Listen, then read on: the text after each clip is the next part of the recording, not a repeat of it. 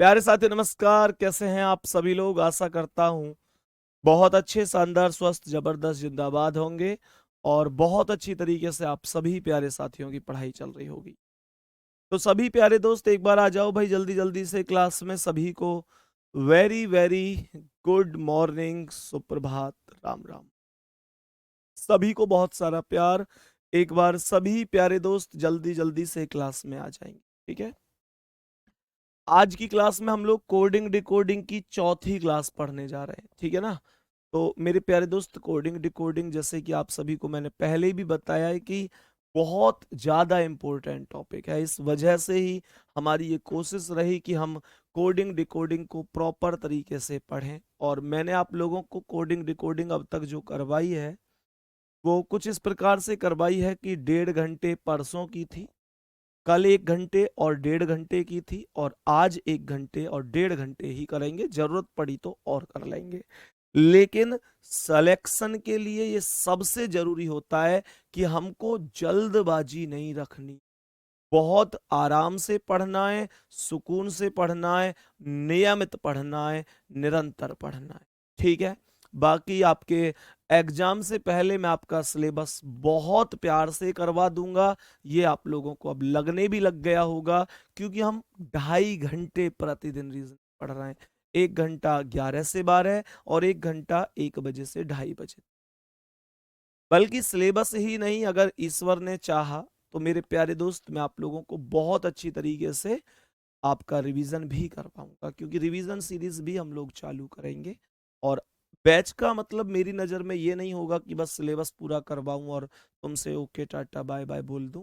मेरी नज़र में सिलेबस का मतलब होगा कि बैच का मतलब है कि सिलेबस करवाने के बाद भी मैं आप लोगों के साथ आपके सिलेक्शन तक, आपके एग्जाम तक जुड़ा रहूं मेरे दोस्त, जब तक कि आपको एग्जाम में बेहतरीन अंक प्राप्त ना। लेकिन आपको भी अपनी ओर पूरी मेहनत करने की जरूरत है। एक बार सभी प्यारे साथी आएंगे और बताएंगे कि इस प्रश्न का करेक्ट आंसर क्या होगा। 68 क्वेश्चन हम लोग पहले ही कर चुके हैं, सही है। 68 क्वेश्चन हम लोग पहले ही कर चुके हैं। तो एक बार बताएंगे इस प्रश्न का आंसर क्या हो सकता है। कोई जानकारी है क्या? टोटल एक बार समझने की कोशिश करना, नंबर ऑफ लेटर का भी कभी कभी पूरा योगदान बना हुआ होता है। तो जब मैं यहाँ पर नंबर ऑफ लेटर की बात करता हूं तो यहाँ कितने लेटर हैं? 1 2 3 4 5 6 7 8 9 10 11 12। 11, सॉरी। टोटल 11 लेटर है ना, फिर से गिनते हैं। 1 2 3 4 5 6 7 8 9 10 11। टोटल 11 अक्षर हैं। कुल अक्षर अगर हम लोग कुल कुल अल्फाबेट देखें तो कितने कुल हैं प्यारे साथी? 11 और ये है 10, तो -1 हुआ। टोटल में से -1 ही तो हुआ है। यहां पर इसमें कितने? 1 2 3 4 5 6 7, और -1 कर दो तो 6। तो ऐसे ही टोटल लेटर गिनो और कितना बन रहा है। तो 1 2 3 4 5 6 7 8 9, और 9 में से एक कम कर दोगे तो कितना आ जाएगा? 8। यही करेक्ट आंसर हो जाएगा। यही करेक्ट आंसर हो जाएगा, किसी को कोई दिक्कत नहीं होनी चाहिए। नेक्स्ट क्वेश्चन पर आ जाओ। आज की क्लास का अगला सवाल प्यारे साथियों, बताओ इसका आंसर क्या है।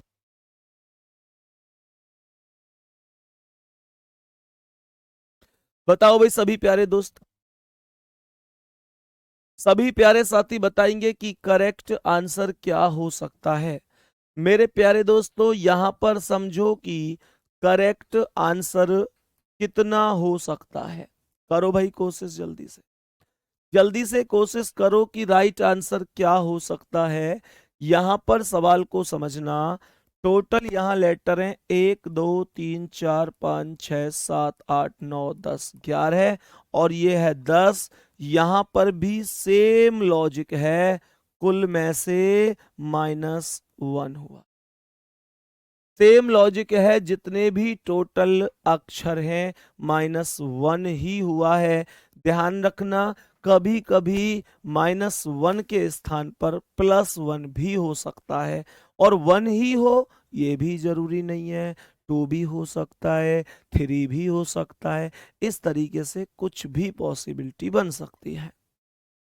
अब आगे यहां पर समझता हूं। तो यहाँ 1 2 3 4 5 6 7 8 9 10 11 12 13, और 13 में से एक कम तो 12 आ गया।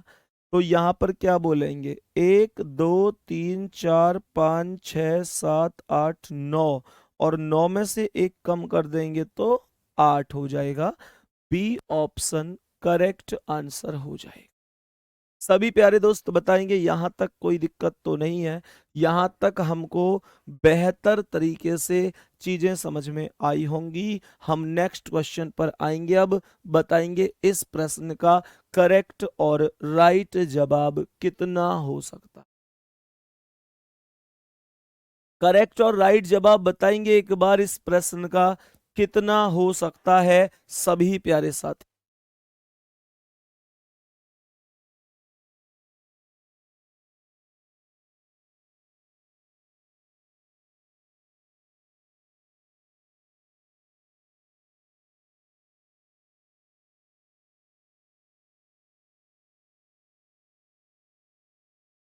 बताओ भाई जल्दी से क्या होगा इसका आंसर। सवाल ने कहा एक निश्चित कूट भाषा में इसको इतना लिखा जाता है, और इसको इतना लिखा जाता है, और इसको कितना लिखा जाएगा। कई बार होता क्या है, ध्यान से समझना, कई बार क्या होता है समझने की कोशिश करना।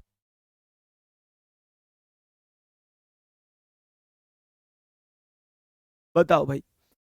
तो मेरे प्यारे दोस्त क्या बोलेंगे, कई बार होता ये, जैसे इसमें ये जितने भी लेटर आए ना, ये जितने भी लेटर आए, एक्चुअल में हुआ क्या है कि ये सभी के सभी लेटर ऊपर पहले ही प्रयोग हो चुके हैं। ये सभी के सभी लेटर पहले ही ऊपर प्रयोग हो चुके हैं। प्रयोग होने का मतलब क्या है, प्रयोग होने का मतलब क्या है, प्रयोग होने का मतलब है कि यहां से बस ऊपर से नकल कर करके लिखने हैं, टीप टीप के, जिसे मैं बोल सकूं। कैसे लिखने, देखो, जैसे यहां पर सबसे पहले ऐसे समझो कि आई, आई यही तो है, पीछे से तीसरा 1 2 3, पीछे से तीसरा क्या है 1 2 3 7, तो इसका मतलब आई के लिए 7 आएगा। खत्म कर दो कॉन्सेप्ट को। एम, एम शुरू में आया है, कितना है 5, तो एम के लिए 5 लिख देंगे। फिर क्या आया है ए के लिए कितना है 1 2 3, 1 2 3 4, तो 4 लिख देंगे। फिर कितना है जी, जी लास्ट में है, कितना है लास्ट में 9, तो 9 लिख देंगे। फिर क्या है आई, आई 1 2 3, 1 2 3 कितना 7, तो 7 लिख देंगे। फिर क्या है एन, तो 1 2 पीछे से दूसरा 1 2 क्या है 3, तो 3 लिख देंगे। फिर क्या है ई, ई कहाँ है 1 2 दूसरे पर, 1 2 क्या है 2, तो ये आंसर ढूंढ लो कहाँ है। एक बार बोलो क्या बात समझ में आ रही है। मैंने कहा क्या यहां तक समझ में आया है। 7 5 4 9, 7 3 2, पहला ही ऑप्शन करेक्ट है, पहला ही ऑप्शन करेक्ट जवाब हो जाएगा। नेक्स्ट क्वेश्चन पर बढ़ो। आज की क्लास का अगला सवाल, मुझे एक बार लॉजिक भी बताना, लॉजिक भी बताना कि करेक्ट लॉजिक क्या हो सकता है। लॉजिक भी बताना है कि इस प्रश्न का लॉजिक क्या हो सकता है। लॉजिक, लॉजिक जरूर बताना भाई कि करेक्ट लॉजिक कितना हो सकता है। जल्दी से बोलेंगे। मुझे ये बताओ सी कितने पर है 3 पर, एच कितने पर 8 पर, ई 5 पर, सी 3 पर, के 11 पर। जब आप इन सभी को ऐड करोगे तो 8 3 11, 5 16, 3 19, और 11 कितना 30 हो जाएगा। पर ये 30 से 110 तो बहुत ज्यादा है। इसका मतलब मुझे लगता है कि डायरेक्ट नहीं बल्कि अपोजिट की वैल्यू के साथ कुछ ना कुछ हुआ होगा। डायरेक्ट तो हुआ ही नहीं है भाई, 30 से तो डायरेक्ट 30 चौक 120 होता, या तो 4 की गुणा होती तो। मेरे प्यारे दोस्त फिर क्या करूं, अपोजिट करो। सी का अपोजिट कितना होता है, एक्स होता है। एच का एस होता है। ई का वी होता है। सी का एक्स होता है। के का पी होता है। और जब आप इस अपोजिट की वैल्यू लिखोगे तो एक्स कितने पर आता है, 24 पर। एस 19 पर। वी 22 पर। एक्स 24 पर। पी 16 पर। जब आप इन सब को जोड़ोगे तो 4 और 9 13, 2 15, 4 19 और 6 25। सही है। 25 का 5 होगा और हासिल कितना होगा, 25 का 5 और हासिल कितना 2। तो 2 और 1 3 और 2 5 और 2 7 और 1 8 और 2 10, 105 बनेगा। ये जो टोटल बन गया, टोटल 105 बन गया। और ये संख्या कितनी है, 110। अब 105 में अगर 5 और प्लस कर दिया जाए तो 110 बनता है कि नहीं बनता है। तो अपोजिट की वैल्यू लिखी हुई है। जब यहां पर सी को 24 पढ़ो तो भैया सी का मतलब एक्स, अपोजिट करके 24। एच को 19 पढ़ो तो समझो कि एच का अपोजिट एस, एस की वैल्यू 19 है। ऐसे ई का अपोजिट वी, वी की वैल्यू 22 है। अपोजिट की वैल्यू मैंने लिखी हुई है।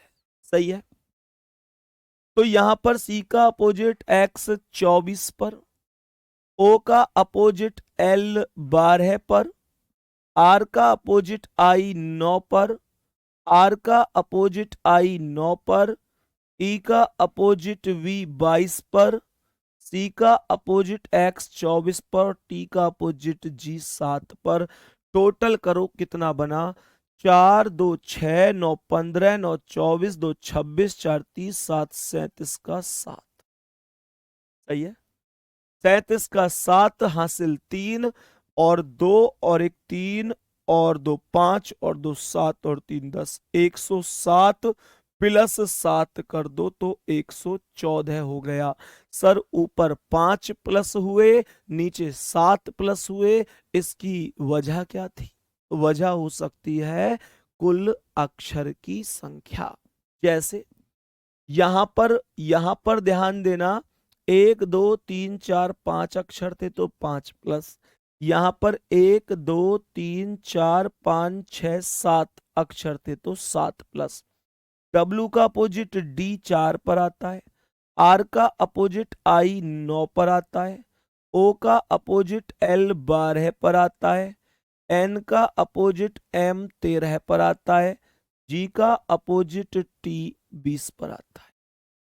तो यहां पर इसने कहा 9 और 4 13 और 13 26 और 12 38, 10 48, 10 58। टोटल जो वैल्यू बनी है वो टोटल वैल्यू 58 बनी है। टोटल लेटर 5 है तो 5 प्लस करूंगा, 63 आंसर हो जाएगा। 63 करेक्ट आंसर हो जाएगा। बी ऑप्शन राइट जवाब है। क्या बोलेंगे, बी ऑप्शन राइट जवाब है। 63 करेक्ट आंसर है। कोई दिक्कत यहां तक, आगे बढ़ जाएं। अब नेक्स्ट क्वेश्चन पर चले। बोलो भाई इसका आंसर क्या है। मेरे सभी प्यारे दोस्त बताओ इस प्रश्न का करेक्ट आंसर क्या होगा। जल्दी से बताएंगे इस प्रश्न का करेक्ट और राइट आंसर कितना हो सकता है। करेक्ट और राइट आंसर कितना हो सकता है, जल्दी से बताने की कोशिश करेंगे। मुझे लगता है कि ऐसा क्वेश्चन हमने कल किया था और शायद हो सकता है कि वो यही क्वेश्चन हो, पर चलो कोई नहीं, इतना याद नहीं है, लेकिन आंसर बताएंगे क्या होगा। डब्लू, डब्लू मेरे प्यारे साथी, डब्लू का अपोजिट डी कितने पर, 4 पर। ए का अपोजिट जेड कितने पर, 26 पर। L का अपोजिट O 15 पर और K का अपोजिट P 16 पर। K का अपोजिट P कितने पर आ जाता है? 16 पर आ जाता है। अब ध्यान से सुनना, 26 और 4 30, 30 और 15 45, 10 55 और 6 61, टोटल कितना बन गया? 61। टोटल 61 प्लस कितना? 16। 16 16 कहां से आ गया सर? 16 कहां से आया? एक्चुअल में 1 2 3 4 थे लेटर, और 4 का जो स्क्वायर होता है वो 16 ही होता है। 4 का स्क्वायर अर्थात 16 जोड़ा गया है। यहां तक किसी को कोई इतनी सी भी प्रॉब्लम तो नहीं है इस प्रश्न के अंदर। सवाल आगे क्या कहता है? आगे यहां पर कहता है डी का अपोजिट W 23 पर, R का I 9 पर, I का R 18, V का E 5 और E का V 22। तो ये आएगा तुम्हारा 3 और 9 12, 8 20, 5 25, 2 27 का 7 हासिल 2, 2 और 1 3 और 2 5 और 2 7, 77 बन रहा है ये, है ना? 77 बन रहा है। मुझे लगता है ठीक है। 77 में कितना जोड़ दूं जो 102 बन जाए? मेरे प्यारे दोस्त 102 में से 77 घटा लो, 12 में 7 गए 5, 9 में 7 गए 2, 25 जोड़ना पड़ेगा। 25 कैसे आएगा भैया? 1 2 3 4 5 लेटर हैं और 5 का अगर स्क्वायर कर दोगे तो 25 ही तो होगा। 5 का जब आप स्क्वायर कर दोगे तो 25 ही जवाब आपको मिल जाएगा। अब आप लोग कहेंगे कि S का अपोजिट H होता है। S का अपोजिट H कितने पर? 8 पर। W का D 4 पर, I का R 18 और M का N 14 पर। सही है, M का N 14 पर हो जाता है।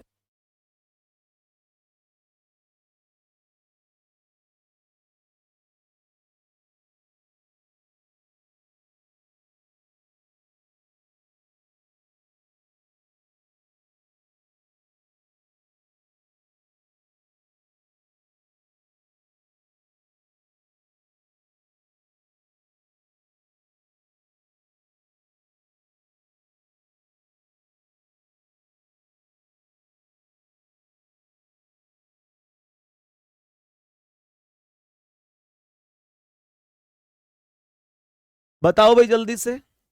8 4 12 और 18 30, 10 40 4 44, टोटल 44। अब मुझे ये बताओ कि इस 44 में कितना प्लस करना पड़ेगा? सर टोटल लेटर कितने हैं? 1 2 3 4, 16 प्लस कर दो, क्योंकि 44 में 4 का वर्ग 16 प्लस करना पड़ेगा। तो 44 में जब आप 16 प्लस कर दोगे तो कितना आ जाएगा? 60 आ जाएगा, और यही आपका करेक्ट और राइट आंसर हो जाएगा। यहां तक कोई भी दिक्कत नहीं होनी चाहिए। नेक्स्ट क्वेश्चन पर आ जाओ। आज की क्लास का अगला सवाल, बताओ इसका करेक्ट आंसर क्या होगा? सभी प्यारे साथी बताएंगे कि इस प्रश्न का करेक्ट और राइट जवाब कितना हो सकता है। बोलो भाई जल्दी से, फास्ट करके आंसर दिया करो, फास्ट, एकदम फास्ट आंसर दिया करो कि फास्ट आंसर क्या हो सकता है। बताओ जल्दी से, जल्दी से बताओ करेक्ट आंसर क्या हो सकता है। और ये जो क्वेश्चन है, विश्वास करो कि इतना दमदार क्वेश्चन है कि आपको लगेगा कि क्या गजब का लेवल दिया है इस टीचर ने। और ये क्वेश्चन आया हुआ क्वेश्चन है, सीजीएल ने पूछा है 20/7/23 को। मेरे प्यारे दोस्त बहुत ही यूनिक क्वेश्चन है। 2023 अर्थात पिछली साल ही 20 जून को, सॉरी 7 का मतलब जुलाई, 20 जुलाई को ये क्वेश्चन पूछा गया था। ध्यान से समझना। तो क्या क्वेश्चन है ये, ध्यान से समझो। 714 बड़ा नंबर है, ये कंफर्म है कि प्लस वगैरह से तो बात नहीं बनेगी, प्लस वगैरह से नहीं बनेगी। तो यहां समझो F 6 पर, O 15 पर, N 14 पर। देखो ऐसे समझना, ये 15 और 6, ये 15 और 6 कितना हो गया? 21 हो गया। 15 और 6 कितना हो गया? 21 हो गया।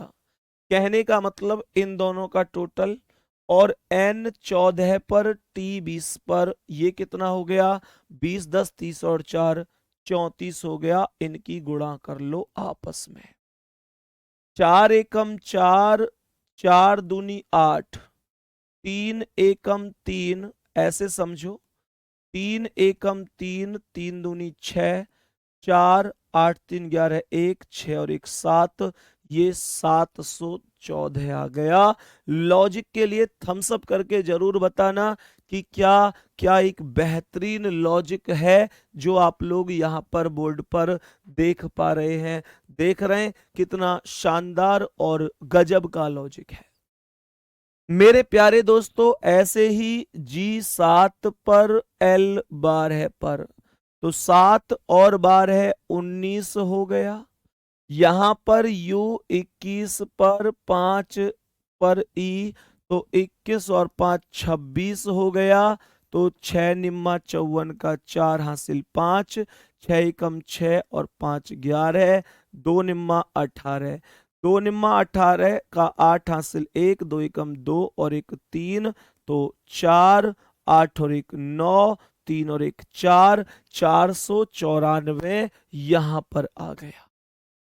समझ में आ रही है कहानी? समझ में आ रही है? ऐसा लग रहा है ना इस क्वेश्चन को देख के कि ये तो ऐसा लॉजिक है कि मतलब जैसे किसी ने ऐसे ही बना दिया हो। ऐसे ही नहीं बनाया। ये पूछा गया क्वेश्चन है 20/7/23 को, मैं तारीख भी बता रहा हूं इस वजह से। सही है, ध्यान से समझना मेरे प्यारे दोस्त।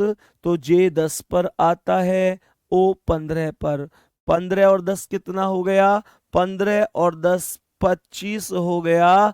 कह रहा है कि 11 पर और E5 पर, 11 और 5 16 हो गया। 16 पंजे 80 की 0 हासिल 8, 16 दूनी 32 और 8 40, 400 आपका करेक्ट आंसर है।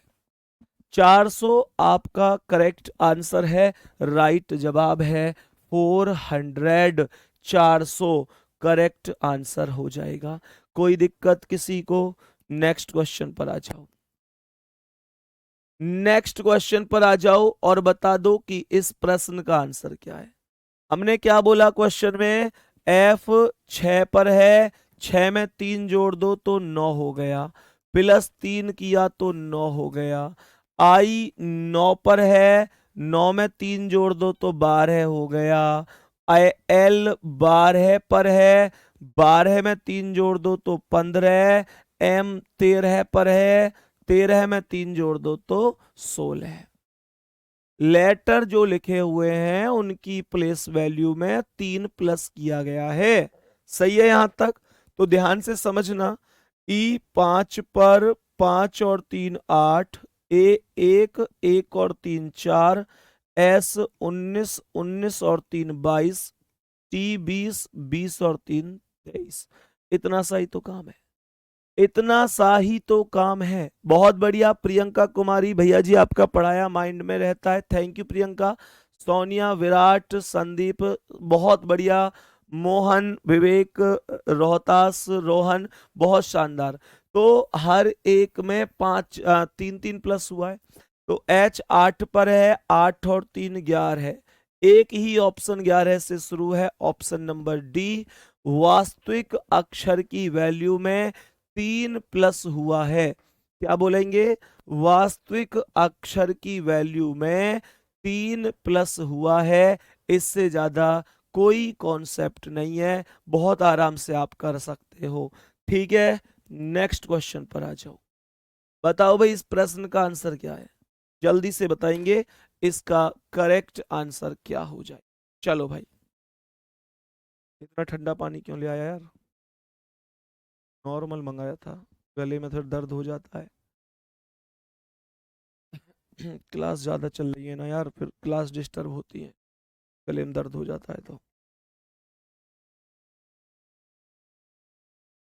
पानी नॉर्मली लाया करो।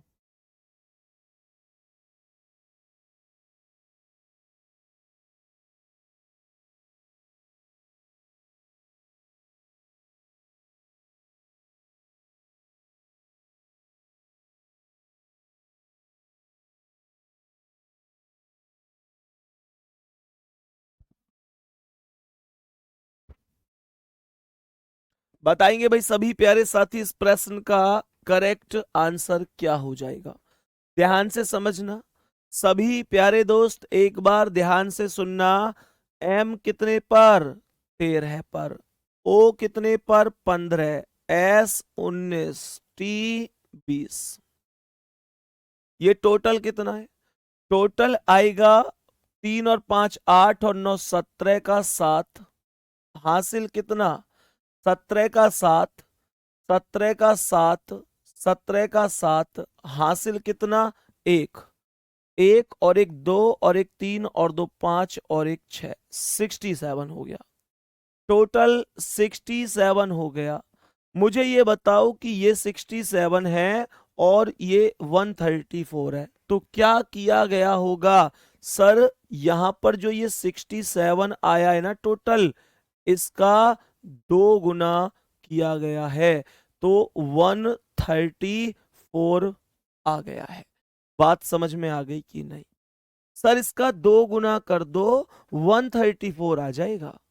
ऐसे ही यहां पर एफ 6 पर, यू 21 पर, आर 18 पर, तो 21 6 27 10 37 8 45 45 और 45 का 2 गुना 90। सही है। यहाँ S 19, U 21, C 3 E 5, S 19 S 19, तो ये कितना आएगा? दोगुना लिख देना इसे। जो नोट्स बन रहे हैं, जो नोट्स बन रहे हैं उन सभी में ऐसे ही लिखना कि 67 इंटू 2 इजकल टू 134, और ऐसे ही 45 इंटू 2 90। इन्हें जोड़ो तो ये 9 और 1 10 और 3 13, 3 16, 5 21, 9 30 और 9 39 का 9। हासिल कितना? 39 का 9 हासिल कितना? हासिल हो गया 3। तो 1 और 2 3 और 3 6, नहीं 1 और 2 3 और 1 4 और 1 5 और 3 8, 89। 2 गुना कर दो, 2 9 18, 2 8 16, 1 17, 178 आंसर हो जाएगा। ठीक है। टोटल 89 बन गया। 89 में कर दो 2 की गुणा, तो 170, क्या बोलेंगे, 178 हो जाएगा। यही करेक्ट आंसर। आ जाओ नेक्स्ट क्वेश्चन। नेक्स्ट क्वेश्चन पर आ जाते हैं और समझते हैं कि इसका करेक्ट आंसर क्या हो जाता है। सवाल को समझेंगे जल्दी से, सवाल को ध्यान से समझेंगे कि इस प्रश्न का राइट आंसर क्या होगा। बताओ भाई जल्दी से, सभी प्यारे साथी एक बार जल्दी से बताएंगे इस प्रश्न का राइट और करेक्ट आंसर क्या हो सकता है। राइट और करेक्ट आंसर क्या हो सकता है, जल्दी से बताने की कोशिश करेंगे। मेरे सभी प्यारे दोस्त एक बार जल्दी से बताने की कोशिश करेंगे कि इसका राइट आंसर क्या हो सकता है। सबसे पहले यहां एफ का अपोजिट यू कितने पर आता है? यू 21 पर, तो 21 हो गया। फिर ए खुद 1 पर आता है, +3 कर दो तो 4 हो गया।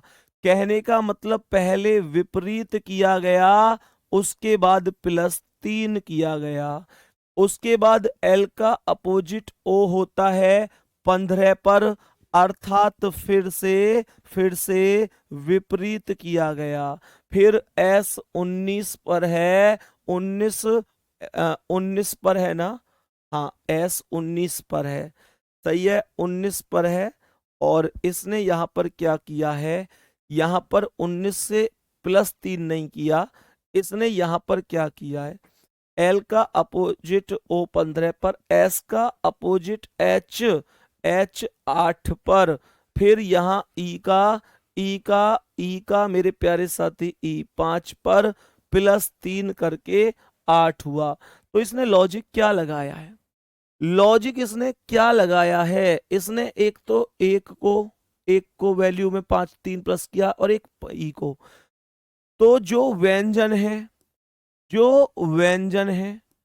व्यंजन को तो किया है इसने विपरीत, व्यंजन को किया है विपरीत, और स्वर में किया है +3। व्यंजन को विपरीत किया है, व्यंजन को विपरीत किया है और स्वर को +3 किया है। यही लॉजिक है। बोलेंगे बात समझ में आ रही है? तो मेरे प्यारे दोस्त क्या बोल सकते हैं हम यहां पर बोल सकते हैं कि अगर मैं क्वेश्चन की बात करूं तो सबसे पहले समझो जैसे सी है, तो सी का क्या हो जाएगा, एक्स हो जाएगा। कितने पर आता है, 24 पर, तो 24 से ये दोनों है। फिर एच का एस 19 पर, तो 24 19 से डी ऑप्शन ही शुरू है और कोई भी ऑप्शन शुरू नहीं है। स्वर और व्यंजन का लॉजिक इस प्रश्न में लगा हुआ है, स्वर और व्यंजन का लॉजिक लगा हुआ है। सही है भाई यहां तक। नेक्स्ट क्वेश्चन पर आओ। आज की क्लास का अगला सवाल, कोशिश करो और बताओ इसका राइट आंसर क्या हो जाएगा। बताओ भाई राइट आंसर क्या हो जाएगा। इस प्रश्न का सही आंसर बताओ, क्या आंसर हो सकता है।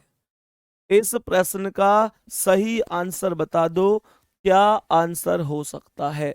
जल्दी से बोलेंगे सभी प्यारे साथी, सभी प्यारे साथी एक बार जल्दी से बोलेंगे करेक्ट जवाब क्या हो सकता है। बोलो भाई जल्दी से सभी प्यारे दोस्त। सवाल क्या है, UNREAL को इतना लिखा जाता है, RHYMES को इतना लिखा जाता है। जल्दी से बताएंगे करेक्ट जवाब क्या हो जाएगा। जल्दी से बताएंगे कि करेक्ट जवाब क्या हो सकता है। मेरे प्यारे दोस्तों सुनो, तो कैसे बोलेंगे हम लोग, बोलेंगे सबसे पहले ये UN जो है इसमें देखो ऐसे कैटेगरी बनाओ, दो ये दो ये दो ये, ऐसे कैटेगरी बनाओ। तो यहां पर ऐसे समझो, अगर दो दो की कैटेगरी बनाऊंगा, दो दो की कैटेगरी, तो पहले n, n कितना है 14 है, तो यहां पर 14 आ गया। फिर ये u कितना है 21, तो ये 21 आ गया। फिर इन दोनों में बाद वाला e कितना है 5, तो ये 5 आ गया। ये r कितना है 18, तो ये 18 आ गया। ये L बाद वाला कितना 12 है, तो 12 आ गया। ये A1, तो 1 आ गया। यहां तक बोलो समझ में आ गया सवाल। यहां तक बोलो सवाल समझ में आ गया कि नहीं आ गया। सही है यहां तक। अब अगर हम क्वेश्चन में यहां पर ऐसे ही इनको करें, तो पहले R और H में H की वैल्यू आनी चाहिए 8 पर, फिर R की वैल्यू आनी चाहिए 18 पर, फिर Y और M में M की वैल्यू आनी चाहिए 13 पर, फिर Y की वैल्यू आनी चाहिए 25 पर, फिर E और S में S की वैल्यू आनी चाहिए 19 पर, और E की वैल्यू 5 पर। बड़ा साधारण सा, बहुत सिंपल सा कॉन्सेप्ट लगा हुआ है। उम्मीद करता हूं कभी भी गलत नहीं होगा। सवाल को समझो। अब ऐसे ही दो लेटर ये हैं, दो ये हैं, दो ये हैं, तो पहले I की वैल्यू 9 आनी चाहिए। हर स्थान पर 9 लिखा हुआ है पर इस पर नहीं है। फिर A 1 पर आना चाहिए, A 1 पर आना चाहिए। इसमें इसमें इसमें भी नहीं है, तो ये भी गलत है। B और D तो डायरेक्ट गलत हो गए। अब ये दो बच गए। उसके बाद यहाँ R और W में W आना चाहिए 23 पर, तो 23 यहाँ पर है। सी ऑप्शन आपका, सी ऑप्शन आपका राइट आंसर हो जाएगा। सी ऑप्शन आपका राइट आंसर हो जाएगा। यहां तक किसी को भी कोई दिक्कत नहीं होगी और बहुत ही आराम से आप क्वेश्चन का आंसर समझ जाओगे, किसी को कोई भी दिक्कत नहीं होगी। नेक्स्ट क्वेश्चन पे चलें साथी। यहां तक बताएंगे मेरे सभी प्यारे वीर की किसी को कोई दिक्कत तो नहीं है। सभी प्यारे साथी आराम से समझ पा रहे हैं ना कि लॉजिक क्या है। क्लास को वाकई कंटिन्यू रखा करो बहुत अच्छी तरीके से। क्लास में अगर आप लोग किसी क्लास में नहीं आते हैं, तो अगली क्लास में जाने से पहले किसी कारणवश अगर पिछली क्लास नहीं भी कर पाए, तो ये आपका दायित्व बनना चाहिए कि हाँ अगर मैं पिछली क्लास किसी कारण से नहीं कर पाया तो उसे कर लूं। ठीक है ना, नहीं तो फिर कोई फायदा नहीं है इन सब चीजों का। बेहतर पढ़ोगे तब बेहतर रिजल्ट बनेगा, नहीं तो दुनिया सपने देख रही है, सब लोग सपने देख रहे हैं, कोई फर्क नहीं पड़ता इन चीजों से, ध्यान रखनी है। मजाक नहीं कर रहा हूं पर सच बता रहा हूं मेरे प्यारे दोस्त, पढ़ लोगे तो सिलेक्शन है, नहीं पढ़ोगे तो कोई सिलेक्शन नहीं है। दुनिया बहुत बहुत पढ़ रही है। आ जाओ नेक्स्ट क्वेश्चन पर। अब अगले सवाल पर बढ़ेंगे, यहां तक तो कोई दिक्कत ही नहीं होगी, सबको समझ में आया होगा, बेहतर तरीके से समझ में आया होगा ये सवाल। सवाल पर आ जाओ, नेक्स्ट क्वेश्चन क्या कह रहा है। नेक्स्ट क्वेश्चन पर आ जाओ, क्या कह रहा है ये सवाल, ध्यान से समझते हुए चलेंगे। अब क्या कहता है ये सवाल, PRICK को 30 लिखा जाता है, बताओ जल्दी से। P कितने पर आता है, 16 पर आता है, R 18 पर, I 9 पर, C 3 पर, K 11 पर। एक्चुअल में ध्यान से समझने की जरूरत है कि यहां पर इसने इस वाले कॉन्सेप्ट में एक कॉन्सेप्ट ऐसा भी होता है जिस कॉन्सेप्ट में यहां पर इसे कोई फर्क नहीं पड़ता कि जो 16 है इसे भी 1 और 6 अलग अलग मानता है। जो 16 लिखा हुआ है ना, जो 16 लिखा हुआ है इसे वो 16 नहीं मान रहा, इसे वो एक अलग और 6 अलग मान रहा है। कहने का मतलब हर एक नंबर को अलग ही मान रहा है। टोटल करके देखो, 1 और 6 7 और 1 8 और 8 16 और 9 25 और 3 28 और 1 29 और 1 30, बन गया कि नहीं, टोटल बन गया कि नहीं, सभी के सभी नंबरों का टोटल बन गया कि नहीं। दोबारा से सुनो, क्या बोला हमने, कहा 1 और 6 7 और 1 8 और 8 16 9 25 3 28 1 29 और 1 30। यहां पर M 13 है, A 1 K 11 है, E 5 जोड़ो, 1 और 3 4 और 1 5 और 1 6 और 1 7 और 5 12 है, बन गया कि नहीं।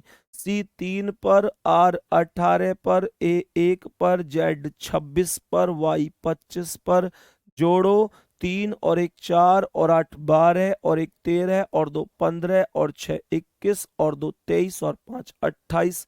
ए ऑप्शन आंसर हो जाएगा, ए ऑप्शन करेक्ट आंसर हो जाएगा। किसी को कोई दिक्कत परेशानी। नेक्स्ट क्वेश्चन पर बढ़ जाओ, आज की क्लास का अगला सवाल, बताओ इसका आंसर, बोलो भाई जल्दी से, जल्दी से बोलो क्या आंसर हो सकता है।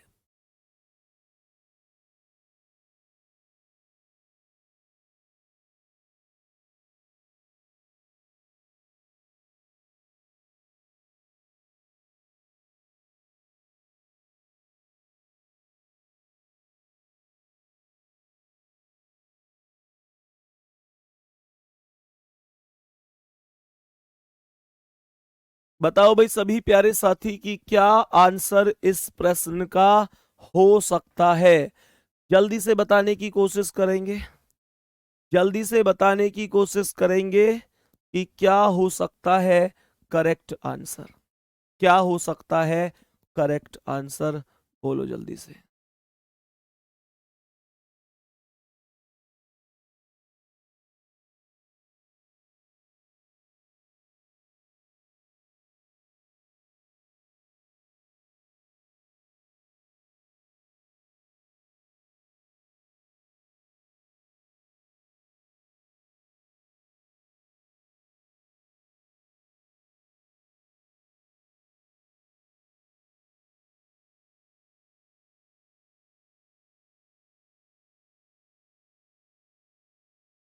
बताओ भाई जल्दी से, ध्यान से समझने की कोशिश करना।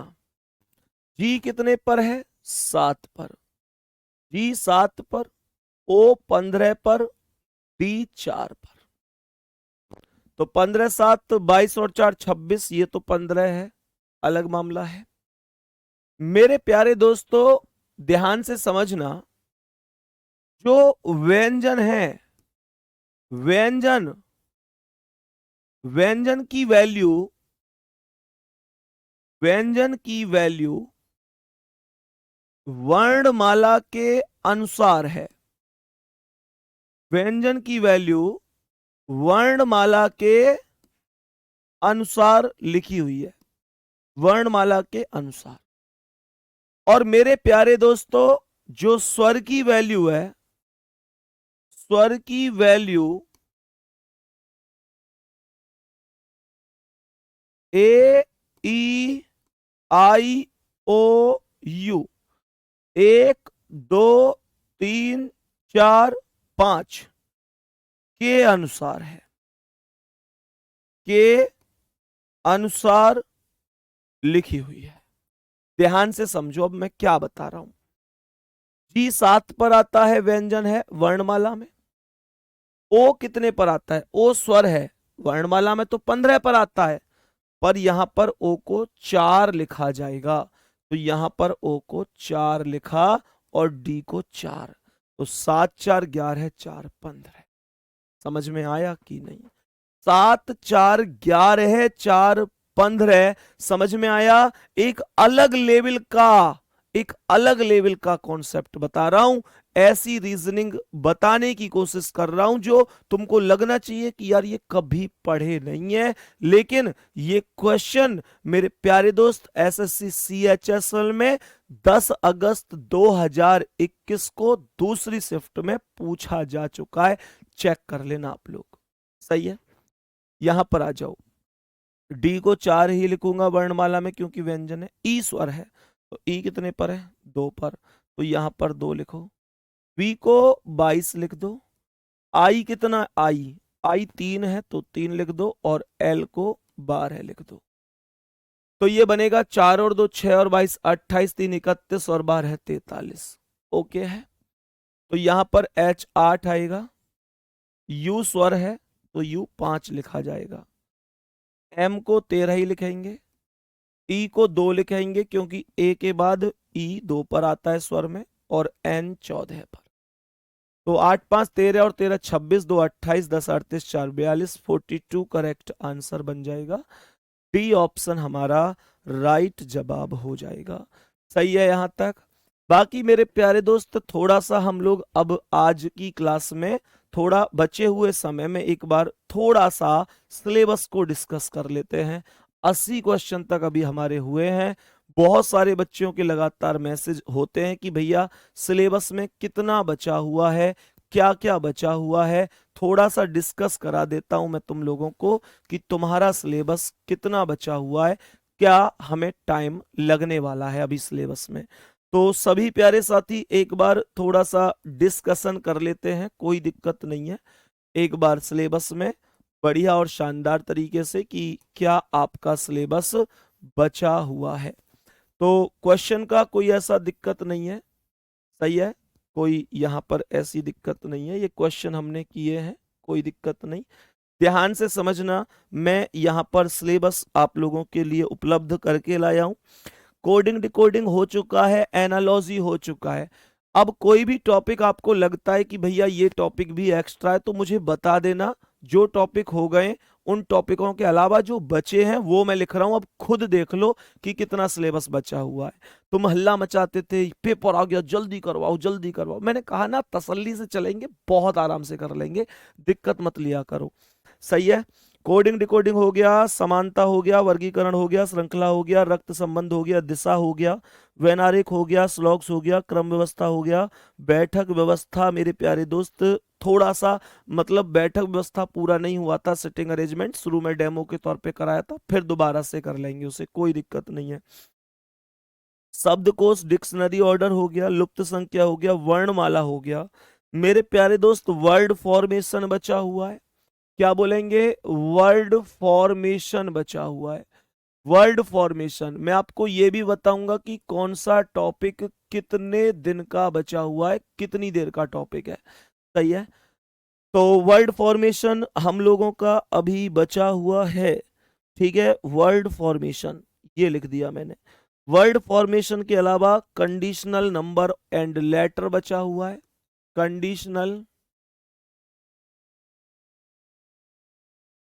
कंडीशनल नंबर एंड लेटर, जिसे हम लोग औपबंधिक संख्या, अक्षर एवं प्रतीक बोलते हैं। सही है यहां तक? आगे बढ़ते हैं। कैलेंडर हो गया, घड़ी हो गया, मैथमेटिकल ऑपरेशन हो गया। मेरे प्यारे दोस्त, अभी आप लोगों के लिए एक टॉपिक बचा हुआ है, एज, आयु बचा हुआ है। हालांकि मैथ का टॉपिक होता है, मैंने कभी किसी बैच में भी नहीं पढ़ाया इसे, लेकिन अकॉर्डिंग टू रीजनिंग जितने क्वेश्चन एज के बन सकते हैं वो मैं आपको जरूर पढ़ाऊंगा। तैयब किसी बैच में नहीं पढ़ाया, लेकिन आज तक मैंने एज को पर आपको पढ़ाऊंगा। आगे यहाँ पर एक बचता है हमारा अर्थमेटिकल रीजनिंग। अर्थमेटिकल रीजनिंग में पूरा मैथ मत पढ़ने लग जाना मुझसे कि भैया पूरा ही मैथ पढ़ा दो। अर्थमेटिकल रीजनिंग में ऐसे क्वेश्चन बनते हैं कि जैसे कहता है ना, एक बंदर एक पेड़ पर 1 मिनट में इतना चढ़ता है, इतना फिसलता है, खंबे पर चढ़ता है, इतना फिसलता है, कितनी देर में शीर्ष पर पहुंच जाएगा। या फिर पूछ लेता है कि 2 पैर वालों की संख्या कितनी है, 4 पैर वालों की संख्या कितनी है। या फिर पूछ लेता है एक टोकरी में कुछ फूल हैं, हर मिनट में दुगने हो जाते हैं, टोकरी इतनी देर में भर जाती है। या फिर पूछ लेता है कि हाथ मिलाते हैं लोग बाग, एक पार्टी में 20 लोग हैं, प्रत्येक व्यक्ति एक दूसरे से हाथ मिलाता है, कुल कितनी बार हाथ मिलाया गया। या प्रत्येक व्यक्ति एक व्यक्ति को गिफ्ट देता है, कितनी बार दिया गया। ये उस टाइप के क्वेश्चन है। सही है मेरे प्यारे दोस्तों। अगर हम इसके बाद बात करते हैं तो इसके बाद एक हमारा टॉपिक बचा हुआ है, घन घनाभ। घन घनाभ टॉपिक बचा हुआ है। घन घनाभ टॉपिक हम लोगों को पढ़ना है। घन घनाभ के अलावा मेरे प्यारे दोस्तों मैट्रिक्स बचा हुआ है। मैट्रिक्स भी बचा हुआ है। मैट्रिक्स के अलावा बचा हुआ है डाटा सफिशिएंसी। क्या बोलेंगे? Data sufficiency. Data Safi data sufficiency. Data sufficiency बचा हुआ है। Data sufficiency. इनपुट आउटपुट बचा हुआ है। इनपुट आउटपुट बचा हुआ है। Input output. Input output topic हमारा बचा हुआ है। मेरे प्यारे दोस्त, इनपुट आउटपुट के अलावा मैं अगर आप लोगों से कहूं तो मेरे प्यारे दोस्त अभी हमारे पास पजल बचा हुआ है। पजल। क्या बचा हुआ है? पजल बचा हुआ है। हमारे पास अभी मेंटल एप्टीट्यूड अर्थात मानसिक अभिरुचि बची हुई है। मानसिक अभिरुचि। मानसिक अभिरुचि बची हुई है। ध्यान से समझेंगे। मानसिक अभिरुचि बची हुई है। मेरे प्यारे दोस्त, मानसिक अभिरुचि के अलावा हमारे पास बचा हुआ है क्या? मानसिक अभिरुचि के अलावा हमारे पास डिसीजन मेकिंग बचा हुआ है। डिसीजन मेकिंग, ठीक है। डिसीजन मेकिंग बचा हुआ है। डिसीजन डिसीजन मेकिंग बचा हुआ है। सही है, जिसे हम निर्णय निर्धारण के नाम से जानते हैं। डिसीजन मेकिंग बचा हुआ है। डिसीजन मेकिंग के अलावा मेरे प्यारे दोस्त आप लोगों के पास बचा हुआ है एक, यहां पर लिख देता हूं सबसे ऊपर, logical reasoning. Logical logical reasoning. Logical reasoning में आपके वो सभी चैप्टर आ जाते हैं। वो सभी चैप्टर आ जाते हैं मेरे प्यारे दोस्त, जिसमें आपसे कहता है कि कथन निष्कर्ष, कथन पूर्व धारणा, कथन कार्यवाही, कथन अनुमान, इस तरीके से कथन एवं तर्क, कारण एवं प्रभाव, ये सभी के सभी टॉपिक लॉजिकल रीजनिंग में आ जाते हैं। और मेरे प्यारे दोस्त सारे टॉपिक लॉजिकल रीजनिंग में आ गए। और एक बच गई आपकी नॉन वर्बल रीजनिंग। एक रीजनिंग बच गई आप लोगों की नॉन वर्बल रीजनिंग। मेरे प्यारे दोस्त, नॉन वर्बल रीजनिंग आपकी यहां बच गई। तो अब मैं आप लोगों के सिलेबस को यहां लिख चुका हूं, जो चीजें बची हुई हैं। इनके अलावा अगर एक भी टॉपिक ऐसा है जो आपको लगता है कि ये बचा है, तो आप मुझे बता सकते हैं। मुझे नहीं लगता कि इनके अलावा आपका एक भी सिंगल टॉपिक जो मैंने आप लोगों से बैच लाते समय प्रॉमिस किया था, मैंने प्रॉमिस किया हो और अब उसे मैं छोड़ रहा हूं। एक सिंगल टॉपिक बता दो। और मैंने वो सारे टॉपिक बैच लाते समय प्रॉमिस किए थे कि भैया ये सारे टॉपिक ऐसे हैं, सारे ही टॉपिक ऐसे हैं जहां जहां से रीजनिंग में क्वेश्चन बनते हैं। इन जितने मैंने पढ़ा दिए वो प्लस जितने ये बच्चे हैं ये, इनके अलावा रीजनिंग में एक सिंगल भी मेरे प्यारे वीरो टॉपिक है ही नहीं। कोई सिंगल टॉपिक रीजनिंग में है ही नहीं, कोई भी टॉपिक नहीं है रीजनिंग में। बात समझ में आ रही है? अब रही बात ये कि कितना समय इन टॉपिकों में लग सकता है, ये बड़ी बात है। देखो कुछ बच्चे कह रहे हैं फिगर काउंटिंग रह गया, मिरर इमेज रह गया, पेपर कटिंग रह गया। अरे यार तुम इतने समझदार विद्यार्थी हो, जब मैंने यहां नॉन वर्बल लिख दिया तो ये नॉन वर्बल में ही तो आते हैं सभी, ये नॉन वर्बल में ही तो आते हैं। Paper cutting, folding, water image, mirror image, ये सभी के सभी भैया उसी में ही तो आते हैं। अब तुम कहने लग जाओ कथन निष्कर्ष, कथन पूर्वधारणा, कथन कार्यवाही, कथन तर्क, ये रह गए। तो ये सब लॉजिकल रीजनिंग मैंने लिख तो दिया, समझ में आ रही है? ये सारे टॉपिक मैं लिख चुका हूं, ये कंप्लीट टॉपिक है जो आप लोगों के बचे हुए हैं। अब मेरे प्यारे दोस्त मैं यहां से आपको एक आंकड़े देता हूं कि लगभग लगभग कितने घंटे की हमारी रीजनिंग बची हुई है, कितना समय हमें अपने बैच में लग सकता है। मेरे प्यारे दोस्त अगर मैं लॉजिकल रीजनिंग की बात करता हूं, मैं अगर लॉजिकल रीजनिंग की बात करता हूं तो लॉजिकल रीजनिंग का लगभग लगभग ऐसे मानकर चलो कि 8 घंटे हम लॉजिकल रीजनिंग पढ़ेंगे। इतना लॉजिकल रीजनिंग हमें पढ़ना है कि हम लगभग 8 घंटे लॉजिकल रीजनिंग पढ़ेंगे। मतलब एक एक क्वेश्चन को जड़ से खत्म करना है। 8 घंटे लॉजिकल रीजनिंग का मतलब समझ रहे हैं कि बहुत गजब कंटेंट हम लोग पढ़ लेंगे और बहुत बेहतरीन तरीके से पढ़ लेंगे। 8 घंटे में लॉजिकल रीजनिंग में कथन पूर्वधारणा, कथन निष्कर्ष, कार्यवाही और अनुमान 4 टॉपिक या 5 टॉपिक हैं और बहुत आराम से हम 8 घंटे से पढ़ेंगे। मैंने 8 दिन नहीं बोला, 8 घंटे बोला है।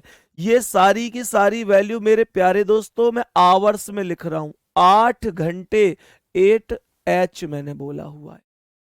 यहां पर ध्यान से समझना, नॉन वर्बल को भी हम पूरा कंप्लीट लगभग 8 क्या बल्कि मैं चाहता हूं कि नॉन वर्बल पर तो हम 10 घंटे लगाएंगे क्योंकि ये इंपॉर्टेंट है। 10 घंटे लगाएंगे। वर्ड फॉर्मेशन हमारा मुश्किल से 1 घंटे का टॉपिक है। कंडीशनल नंबर एंड लेटर हमारा 2 घंटे का टॉपिक है। मेरे प्यारे दोस्त एज को भी हम लगभग 2 घंटे ही पढ़ेंगे।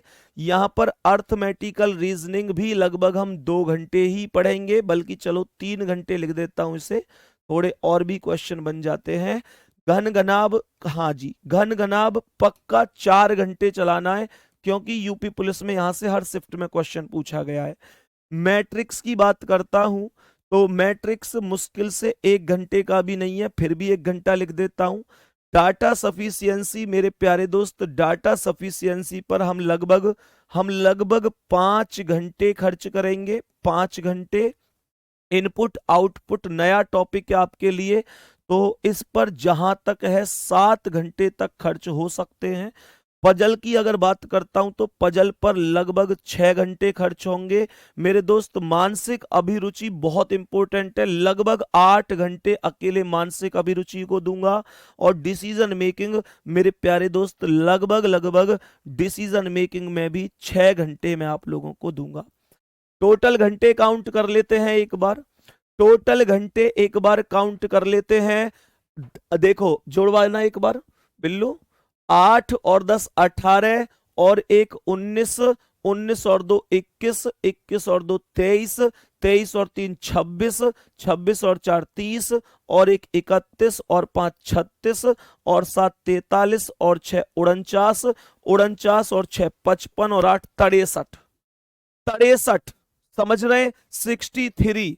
मेरे प्यारे दोस्त टोटल 63 घंटे, मैं लगभग लगभग आइडिया बता रहा हूं, 65 घंटे मान लेता हूं, लगभग 65 घंटे मान लेता हूं। और मेरे प्यारे दोस्त हम कितनी देर रीजनिंग पढ़ रहे हैं अभी? डेली हम 2.5 घंटे रीजनिंग पढ़ रहे हैं।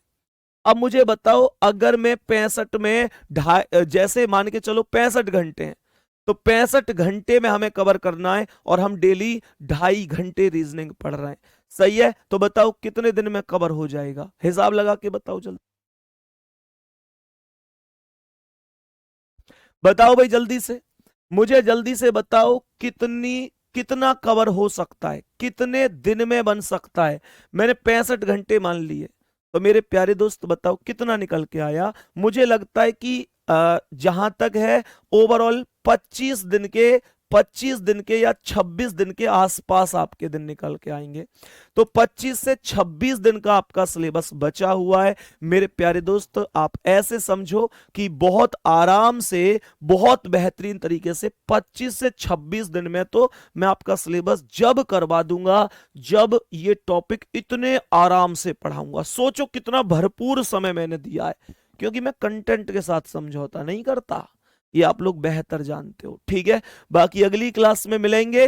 तो आप लोग ऐसे समझकर चलो कि लगभग 25 दिन का आपका कंटेंट बचा हुआ है, तो 25 दिन या मानकर चलो। और यूपी पुलिस का पेपर चाहे मैं कहूं आज आ जाओ, यूपी पुलिस के पेपर की तारीख 25 दिन से पहले सरकार पेपर करवा ना सके, ये गारंटी दे रहा हूं मैं। सही है? इतनी तो मैं जब कह रहा हूं जब पेपर की तारीख आज आ जाएगी, और तुमको पता है अभी 25 दिन तो पेपर की तारीख ना रही। ठीक है, तो मिलते हैं अगली क्लास में। धन्यवाद, नमस्कार।